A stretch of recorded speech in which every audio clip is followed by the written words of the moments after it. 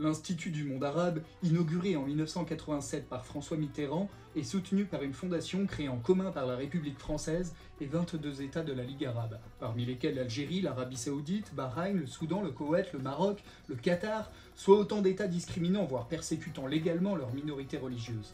L'objectif affiché de l'Institut visait, selon son premier directeur Bassem Al-Jisser, alors interrogé par France 3 en 1985, à réduire les préjugés, les idées reçues et les malentendus.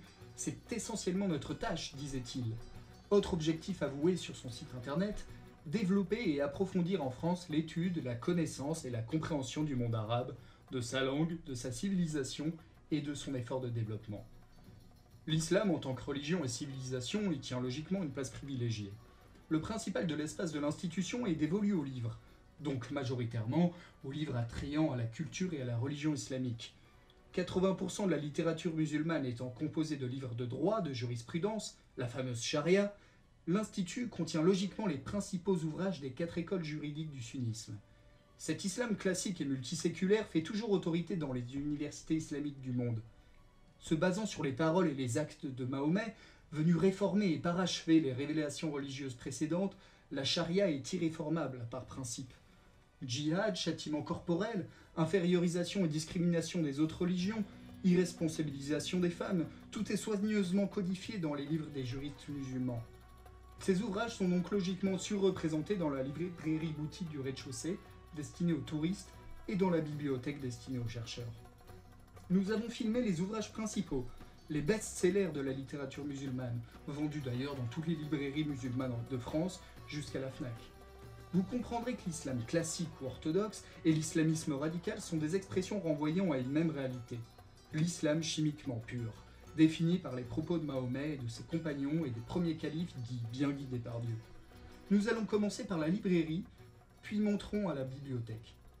Ibn Taymiyyah, bien connu des spécialistes de l'islamisme, ce juriste du XIIIe siècle, dont les ouvrages sont largement disponibles dans l'Institut, servit de référence légale pour l'assassinat des moines de Tibérine. Dans son statut des moines, il écrit « Ceux-là, les moines, les oulémas ne controversent pas sur le fait qu'ils sont ceux des Nazaréens, c'est-à-dire des chrétiens, qui méritent le plus d'être tués. »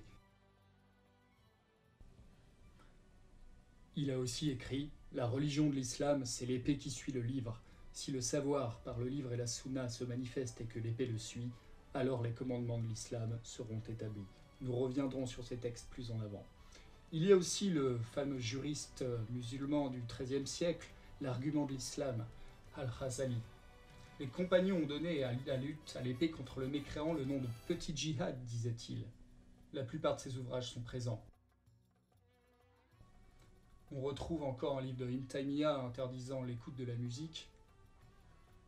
Et la fameuse tradition musulmane, les recueils de Al-Bukhari où on lit « Le paradis est à l'ombre des épées » par exemple.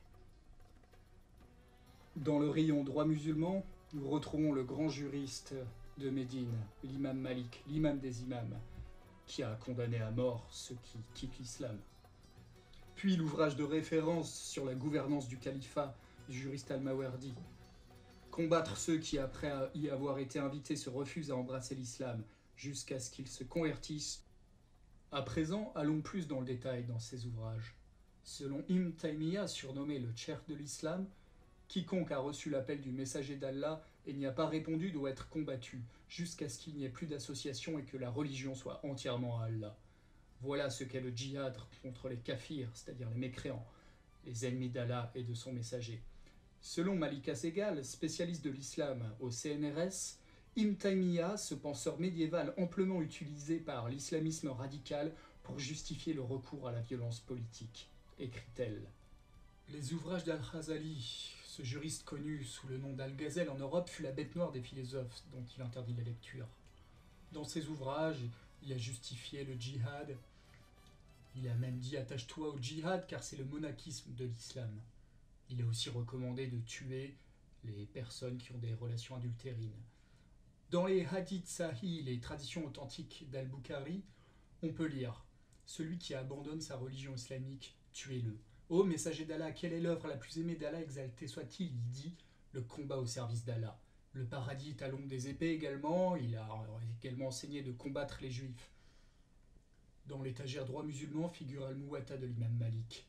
Appelé l'imam des imams, Malik ibn Anas du 8e siècle est le fondateur de l'école malékite auquel il a donné son nom. Il est reconnu comme le savant de Médine qui aurait été annoncé par Mahomet.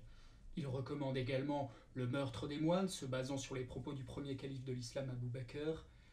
Il recommande de prendre pour captives les meilleures des femmes issues du butin de guerre afin de pouvoir les violer en toute légalité. Il recommande de couper la tête des apostats, de ceux qui quittent l'islam. Il a recommandé aussi de tuer et de flageller ceux qui ont des relations adultérines. Toujours dans le rayon droit musulman, on retrouve les statuts gouvernementaux d'Al-Mawardi, un juriste du XIe siècle qui est le grand théoricien de l'État musulman. Son ouvrage Les statuts gouvernementaux est une référence concernant les institutions califales. Il enjoint le calife à déclencher le djihad contre les mécréants, à prendre les femmes issues du butin de guerre pour captives et à tuer les mécréants en frappant leur nuque. Il interdit aussi de faire sonner les cloches par les chrétiens, qui ne peuvent d'ailleurs pas édifier d'église dans la terre d'islam. Voilà donc pour la librairie-boutique destinée aux touristes. Nous arrivons maintenant dans la bibliothèque. Nous retrouvons dans la bibliothèque les ouvrages de An-Nawawi, un des grands juristes sunnites de l'école chaféite, dont les ouvrages sont présents dans toutes les bibliothèques musulmanes. Le hadith numéro 8, il m'a été ordonné de combattre les hommes jusqu'à ce qu'ils témoignent qu'il n'y ait d'autre divinité qu'Allah et que Mahomet est son envoyé. Le hadith numéro 14, il n'est pas licite de faire couler le sang du musulman, sauf s'il s'agit d'un des trois coupables que voici, le fornicateur dont le mariage a été consommé, le meurtrier qui subira le sang de la victime, et l'apostat qui se sépare de la communauté musulmane.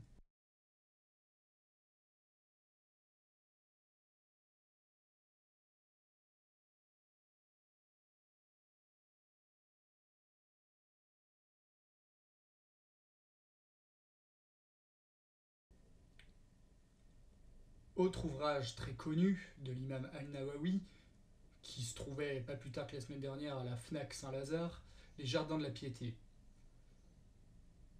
Voici le chapitre consacré à la guerre sainte. Le mérite de la guerre sainte. Dieu le Très-Haut a dit « Combattez les associateurs sans exception, de même qu'ils vous combattent sans exception, et sachez que Dieu est avec les gens pieux. On vous a prescrit l'obligation du combat, et c'est une chose que vous n'aimez guère. » Selon Abu Huraïra, on a demandé au messager de Dieu, c'est-à-dire Mahomet, quelle était l'œuvre la plus méritoire. Il dit « le combat au service de Dieu ».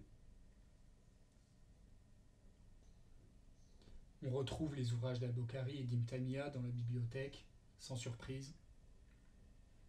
Et enfin, le fameux ouvrage La Risala, c'est-à-dire l'épître d'Abu Zaïd al-Karaïwani, surnommé le Petit Malik, qui est très connu de l'école malékite.